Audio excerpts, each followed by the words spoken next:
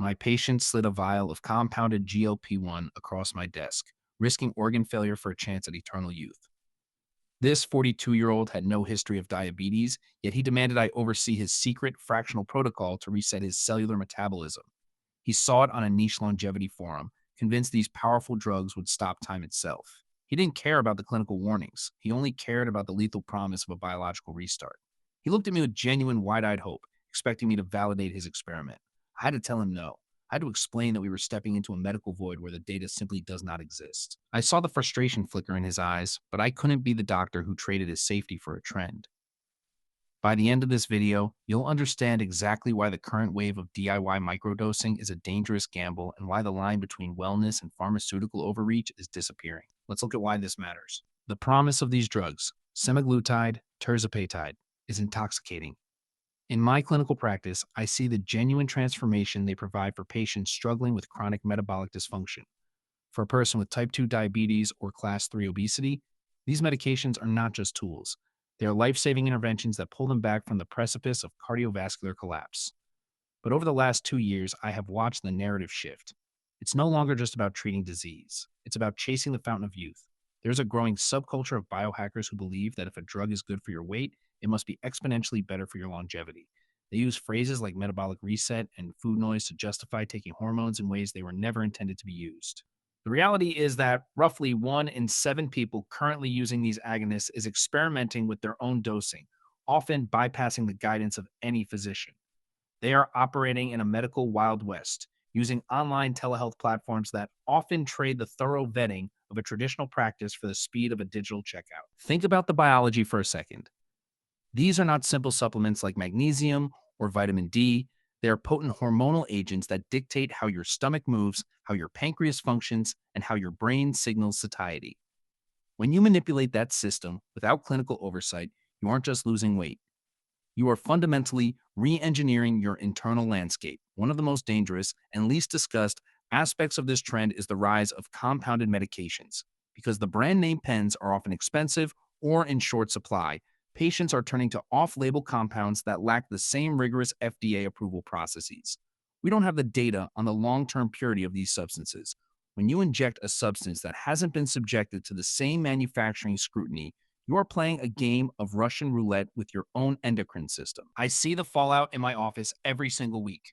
Patients come in exhausted, losing weight so rapidly that they haven't just shed fat, they've shed muscle and bone density.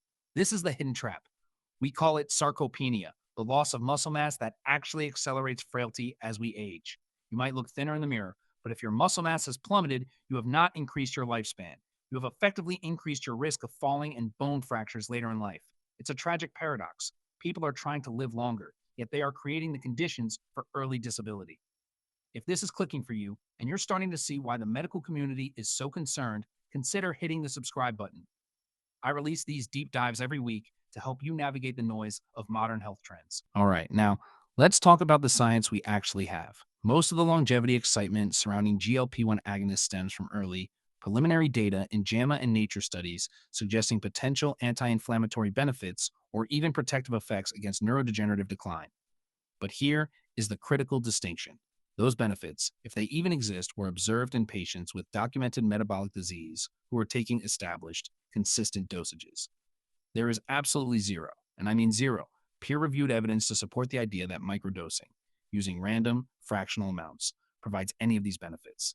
In fact, it could be worse. By keeping your hormones in a state of constant flux, you might be preventing the very metabolic stability you're trying to achieve. Remember the patient I mentioned earlier? The one with the vial? He wasn't a bad person.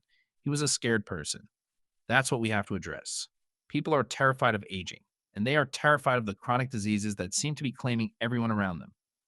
That fear makes them vulnerable to the siren song of a shortcut. But true longevity is not found in a vial. It is found in the boring, foundational stuff that nobody wants to post on social media. Strength training to maintain muscle, deep sleep to regulate cortisol, and a diet that isn't just about reducing intake, but about maximizing nutrient density. When we rely on a drug to do the heavy lifting, we atrophy our own agency. I have to watch from the sidelines as these trends gather momentum. It is an agonizing position for a physician. I am trained to intervene, but I cannot intervene in a fantasy. If I prescribe based on the latest TikTok trend, I am not being a doctor. I am being a collaborator in a high stakes experiment. My duty isn't to be popular. My duty is to be the guardian of the evidence. And right now, the evidence says we need to slow down. We need to stop treating these potent, life altering chemicals like casual performance enhancers. Think about that for a moment. Once you understand the risk profile, you can't look at those sleek, online ads for longevity clinics the same way again. We are approaching a moment where medical science will finally be able to offer interventions that truly move the needle on aging.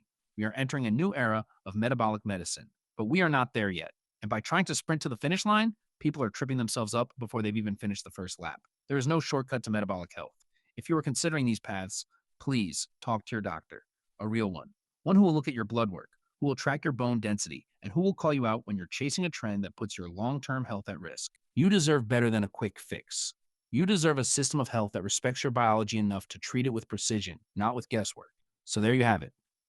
The medical Wild West is real, and the consequences are more than just side effects. They are risks to the very foundation of your future health. If this video helped clear the air, share it with someone who is currently considering an experiment like this. Real health is about the long game, and I hope this helped you get a better grip on yours. Subscribe so you don't miss next week's video, where I'll be breaking down the actual science of muscle retention as we age. It's a much more sustainable way to stay young, and the data is actually on our side. Stay informed, stay skeptical, and take care of your body. You only get one.